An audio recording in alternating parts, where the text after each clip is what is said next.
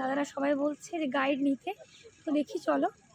লনগুলোতে সবজি বাজার বসতো নবাব মাথাতে, মাঝখানে কিন্তু আরো তিনটে ছিল, মানে এটা কভার ছিল।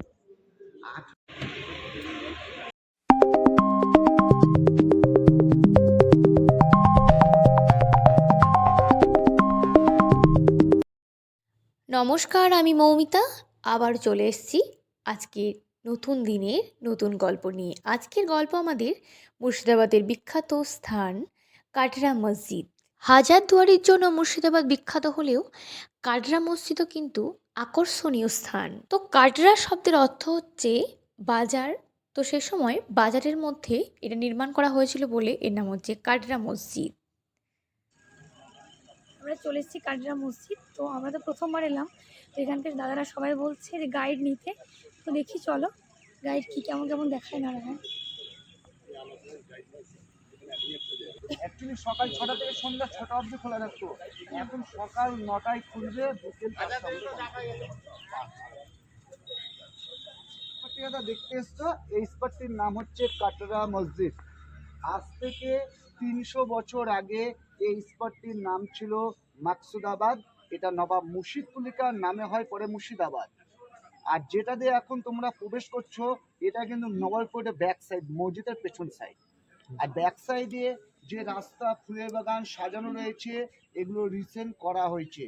নবাব মুর্শিদ কুলিকার সময়তে সপ্তাহে 2 দিন এই লনগুলোতে সবজি বাজার বসতো নবাব মুর্শিদ কুলিকার আদেশে। এর জন্যে আমাদের এখানকার রানিং অ্যাড্রেস সবজি কাটরা। কাটরা ভাষা হচ্ছে আরবি ভাষা, আর কাটরা মানে হচ্ছে বাজার, গঞ্জ বাজার। আর আমরা মসজিদের ব্যাক সাইডে 2 কোণায় 2টো উঁচু উঁচু টাওয়ার দেখতে পাই। এগুলোকে বাংলাতে বলা হয় ব্রুজ, ইংরেজিতে বলা হয় ওয়াচ টাওয়ার। এই ওয়াচ টাওয়ার তখনকার সময়তে 2টো কাজে ব্যবহার করা হতো। এখন যেমন প্রত্যেকটা মন্দির, মসজিদে, গির্জাতে প্রার্থনার জন্য কি মাইকের ব্যবস্থা আছে, 300 বছর আগে কোনো মাইক সাউন্ড ছিল না। এই জন্য টাওয়ারের উপরে উঠে টিনের চোঙ অথবা বাঁশের চোঙ দিয়ে সকাল বিকেল আরবি আজান দিতেন। আজান দিলে কি পার্শ্ববর্তী গ্রামের মানুষরা শুনতে পেত। দ্বিতীয় কাজ, বাড়িতে কোনো শত্রু আসলে তাদেরকে ফলো করা হতো। এই টাওয়ারটার উচ্চতা আছে 70 ফুট, ওপরে ওঠার জন্য সিঁড়ি আছে 67টা। দিল্লির কুতুব মিনারে একটা অ্যাক্সিডেন্ট হওয়ার পরে সেন্ট্রাল থেকে এসে ওয়াচ টাওয়ারগুলো বন্ধ করে দেয়, তাতে এইগুলোর উপর উঠলে হাজারদুয়ারির কিছুটা অংশ আগে দেখা যেত। আর আগে তো কারেন্টের ব্যবস্থা ছিল না, তো এই মসজিদকে আলোকিত করার জন্য ওয়ালের গায়ে দেখো ইংরেজি অক্ষরে উল্টো টি করা রয়েছে। এই উল্টো টিগুলোতে নবাবদের আমলে কোনো অনুষ্ঠানকে বড় বলে ছোট ছোট মাটির প্রদীপ, তাতে হ্যান্ডেল সিস্টেম, অয়েল ল্যাম্প জ্বালানো হতো আলো করবার জন্য। মূল গেট দিয়ে প্রবেশ করলাম ভিতরের দিকে। সত্যি মুর্শিদাবাদের বুকে এরকম এত বড় একটা মসজিদ অকল্পনীয়। এখন আমরা এই মসজিদে দেখছি খোলা আকাশ, ভগ্নাংশ রূপ, অনেক কিছুই ভেঙে গেছে, কিন্তু একসময় যখন কলরবে পরিপূর্ণ ছিল তখন যে কী রূপ ছিল এই মসজিদে সেটা সত্যি ভাবা যায় না। দেখো কত বছর আগের যেই চিহ্ন সেটাও কিন্তু রয়ে গেছে, কত কিন্তু ফুলের তোমরা দেখতে পাবে, পদ্ম ফুল সেটাও দেখতে পাবে, এখনও কিন্তু আছে। তোমাকে একটু জুম করে দেখানোর চেষ্টা করছি, দেখো। দুটো জিনিসকে পাইল করে এই মসজিদটি করা, দুটো জিনিসই পাবা। যেমন প্রথম হচ্ছে লোটাস, পদ্মফুল। পদ্মফুল অ্যাকচুয়ালি মন্দিরে দেখা যায়, মসজিদে না। আর মসজিদে গেটের মাথায় ডোর ওঠে না, পদ্মফুল করা আছে। এগুলো অ্যাকচুয়ালি হিন্দু মন্দিরের নমুনা। আবার শিবের ত্রিশূল ঢুকতে দেখো বোন, গুফাটা, প্রথম গুফাটা।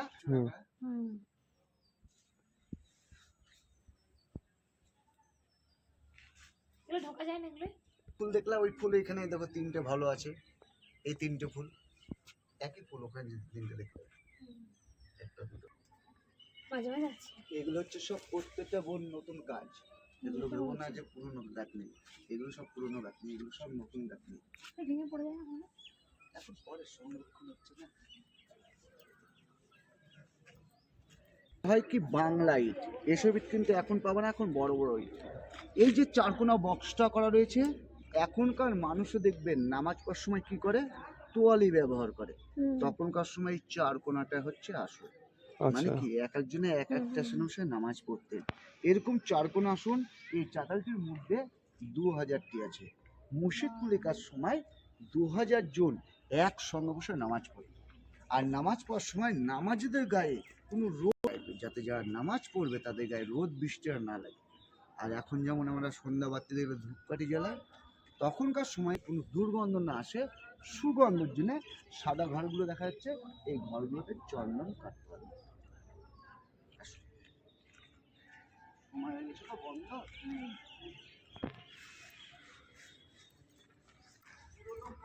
আর দুই সাইডে দুটো হিন্দু মন্দির। কোনটা? যেটা ছিল যখন সে জানতে পেরেছিল যে সে অ্যাকচুয়ালি কোন বাড়িটা হিন্দু থেকে যে মুসলিম হয়েছিল, তার জন্য দুটো জিনিসকে পাইল। ফানসাইড এই কারণে সবসময় দেখবে যত মসজিদের গেট, সব গেট থাকবে পূর্ব দিকে, আর পশ্চিম দিকে তাকিয়ে নামাজ হবে, যেহেতু মক্কা পশ্চিম। এখন আমরা যেখানে দাঁড়িয়ে আছি সেটা হচ্ছে নবাব মুর্শিদ কুলি খাঁর সমাধির উপরে। এই 14টা সিঁড়ির নিচে আছে নবাব মুর্শিদ কুলি খাঁয়ের সমাধি। আচ্ছা। তো এইদিকে সবাই সিঁড়িতে উঠে আসতো আর ভাবতো তার বুকে সবার পায়ের ধুলো পড়বে, তো তার সেখানে পূর্ণ হবে, এরকম একটা মনে করা হয়। মানে যদি যারাই যাওয়া স্পট যে মুর্শিদাবাদে ঘোরার আছে, এই 76টা স্পটের মধ্যে একমাত্র এই মুর্শিদ কুলিকার সমাধিরা দেখতে পাবে মাটির কবর। তাছাড়া কিন্তু আর কোথাও মাটির কবর দেখতে পাবে না, কারণ প্রচুর সমাধিগুলো মার্বেল কি সিমেন্ট দিয়ে বাঁধিয়ে দেয়, এটা দেখবে বাঁধা নেই। দিল্লির যে জামা মসজিদ আছে তারই অনুকরণে করা হয়েছে কাটরা মসজিদ। আর মুর্শিদ কুলি খান এই মসজিদটি প্রতিষ্ঠা করেছিলেন 1723-এ। এখন এই মসজিদটি 300 বছরের পুরনো, 301 বছর বয়স। ওয়ালের গায়ে দেখো যে চারকোনা বক্সগুলো দেখতে পাচ্ছ, নবাবপুরে কারেন্ট ব্যবস্থা ছিল না বলে এই চারকোনা বক্সগুলোর মধ্যে বেলজিয়াম গ্লাস সেট করা ছিল, কাঁচ লাগানো ছিল। এটা যখন রাত্রে চাঁদের আলো জ্যোৎস্না, কুলঙ্গি, যে কুলঙ্গি এখনো বহুত পুরনো মাটির বাড়িতে দেখতে পাবো প্রদীপ জ্বালানোর জন্য, এর মধ্যে প্রদীপ জ্বালাতো। এই আলোটা সামনে থেকে ভালো করে দেখে নেবে, এই গুফাগুলো কিন্তু মসজিদের চারপাশে করা রয়েছে। অনেকে ভাবে এগুলো হয়তো সুড়ঙ্গ পথ গুপ্ত রাস্তা হবে, কিন্তু এটা সুড়ঙ্গ রাস্তাও না। এখন যেমন আমরা বাড়িঘর বানালে হাওয়া ঢোকার ভেন্টিলেটর করে উপর দিয়ে, তখনকার সময় হচ্ছে মাটির নিচ দিয়ে, যেতে একটা সময় এই মসজিদের নিচটা গোটাটাই ফাঁকা ছিল। তখন মুর্শিদ কুলিকার নাম ছিল সুদর্শন নারায়ণ মিশ্র, আর মুর্শিদ কুলিকার বাবার নাম ছিল দর্পনারায়ণ মিশ্র। এই দর্পনারায়ণ একটা সময়তে অভাবের কারণে এই মুর্শিদ কুলিকাকে ছোটবেলায় চুরি করে মিনা বাজারে বিক্রি করে দেয়। এবং অনেকে ভাবে কি তো দিল্লি মিনা বাজার, কিন্তু না, তখনকার সময়তে না, আমাদের এখানে একটা মিনা বাজার বসতো, যেটা কোথায় দেখতে পাবে, হাজারদুয়ারের সামনে, যেটাকে এখন চাঁদনি চক মসজিদ বলা হয়। এই চক মসজিদে একটা সময় মুন্নি বেগম মিনা বাজার বসতো। আর মুন্নি বা হীরাবাই হচ্ছে বাইজি। এই মিনা বাজার থেকে মুর্শিদ কুলিকাকে এক মুসলিমকে কিনে নিয়ে যায়।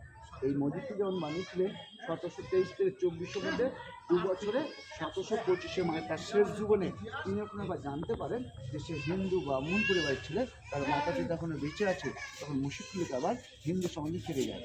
আর হিন্দু ব্রাহ্মণ সমাজ তাকে মেনে নেয়নি বলে 1725-এ এই মসজিদের ভিতরে ছোট্ট করে একটা শিব মন্দির করে দেয়, ওরা মুর্শিদ কুলিকা মারা যায়। পরবর্তীকালে এই মন্দির মসজিদ পাশাপাশি নিয়ে এখানে দুটো ধর্ম নিয়ে একটা গণ্ডগোল হয়, হয়তো এই মন্দিরকে সেন্ট্রাল নিয়ে নেয়, আর এই মন্দিরটা থেকে শিব মন্দিরটা আলাদা করে দেওয়া হয়, যেটা বাইরের সাইডে আছে, আমি যাওয়ার সময় দেখিয়ে দেবো। আগে এটি হচ্ছে মেন মসজিদের ভেতরটা। এই যে ছাতাগুলো ডোমগুলো দেখছো, এই ধরনের ডোম এখানে কিন্তু 5টা ছিল। এখন যেমন দুটো দেখা যাচ্ছে দু মাথাতে, মাঝখানে কিন্তু আরো 3টে ছিল, মানে এটা কভার ছিল। 1897 সালে বিশাল বড় ঘর আর কিছু মুসাফির ঘর নষ্ট হয়ে যায়। আর তখনকার সময়তে ভূমিকম্পটা এতই জোরে ছিল, যদি এদিক থেকে ফলো করা যায় না, তাহলে বোঝা যাবে যে মসজিদটি বাড়িতে ভেঙে গেছে, বসে গেছে। হ্যাঁ, বুঝতে পারছো? এটা সংরক্ষণ করা হচ্ছে জিনিসটা করছে না। আর মুর্শিদ কুলিকা তো এখানে থাকতো না, একদিক দিয়ে এটা বলতে পারো ইসলামিক শিক্ষা কেন্দ্র হিসেবে ব্যবহার করা হতো, অথবা খাজনা কর আদায় করার জন্য। মুর্শিদ কুলিকা যে বাড়িটায় থাকতো, সেই বাড়িটা তো এখন নেই, কিন্তু সেই জায়গাটা আছে। সেটা হচ্ছে এখন যে হাজারদুয়ারি দেখবো, ওই হাজারদুয়ারির সামনে। অ্যাকচুয়ালি মুর্শিদ কুলিকার বাড়ির নাম ছিল চেহেল সেতু, মানে 40টা পিলারের উপর ওর বাড়ি ছিল। আচ্ছা, এর জন্য ওর বাড়ির নাম দেয় চেহেল সেতু, যেটা নষ্ট হয়ে গেছে। আবার যে হাজারদুয়ারিটা দেখছে, এটা অনেকে ভাবে হয়তো সিরাজের তৈরি, কিন্তু এটা সিরাজের রাজপ্রাসাদ না। এটা হচ্ছে মির্জাপুরের অষ্টম পুরুষ নাজিম হুমায়ুন মির্জা বানিয়েছে, আসল হাজারদুয়ারির 80 বছর পর। আর অ্যাকচুয়ালি যেটা সিরাজের রাজপ্রাসাদ ছিল ওর নাম কিন্তু কোনো হাজারদুয়ারির নাম ছিল না। ওটার নাম ছিল হিরাজুল মনসুর প্যালেস, যেটা নেই, যেটা ইংরেজরা সিরাজকে যখন হত্যা করে লুটপাট করে তখন এই রাজপ্রাসাদটা ভেঙে উড়িয়ে দিয়ে যায়, সবাই নদীগর্ভে চলে যাচ্ছে। কোনটা মানে এক সেম টু সেম এখন যে হাজারদুয়ার দেখবা এটা সিরাজেরটা একই রকমের ছিল, ওটারও 1000 টাকার ছিল, এটারও 1000 টাকার ছিল, এবার ওটার কপি থেকে এটা তৈরি করা। কোনটা এখন যে হাজারদুয়ারি আছে, হ্যাঁ তার মধ্যে 900টা, তার মধ্যে কিছু ডুপ্লিকেট পাওয়া যায়, অর্ধেক অরিজিনাল পাওয়া, অর্ধেক ডুপ্লিকেট পাওয়া।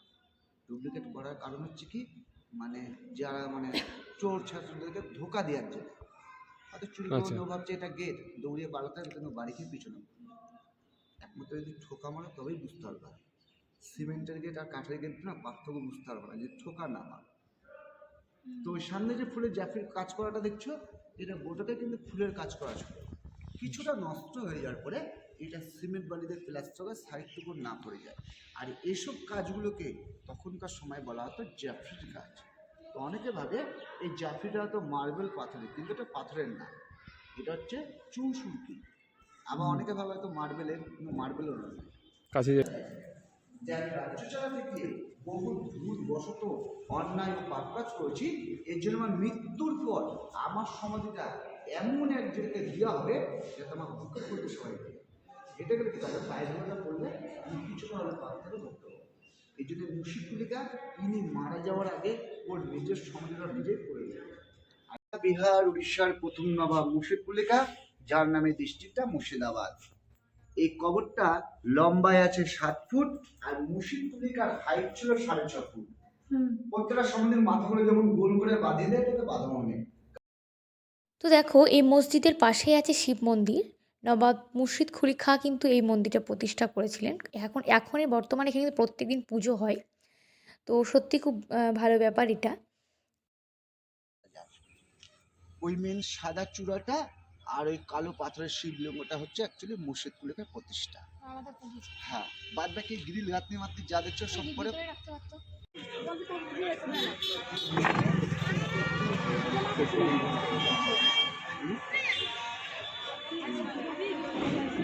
কত সুদূর প্রসারী পরিকল্পনা নিয়ে এই মসজিদটি তৈরি হয়েছিল। রাজপ্রাসাদ যতটা জায়গা জুড়ে তৈরি করা হয়, ঠিক তেমনই এই মসজিদটাও কিন্তু অনেকটা জায়গা জুড়ে তৈরি হয়েছে। তো যাই হোক, এই ভিডিওটা এখানেই শেষ করছি। কেমন লাগলো অবশ্যই জানাতে একদমই ভুলবেন না। তো আপনার একটা লাইক কমেন্ট আমাকে আরও অন্য ভিডিও বানাতে আরও উৎসাহিত করে। ফিরছি নতুন কোনো ভিডিও নিয়ে। সবাই ভালো থাকবেন, সুস্থ থাকবেন। ধন্যবাদ। আজকের জন্য এটুকুই, চললাম আজকে, রওনা দিচ্ছি কাটরা মসজিদ থেকে। Tata, bye bye, sign of.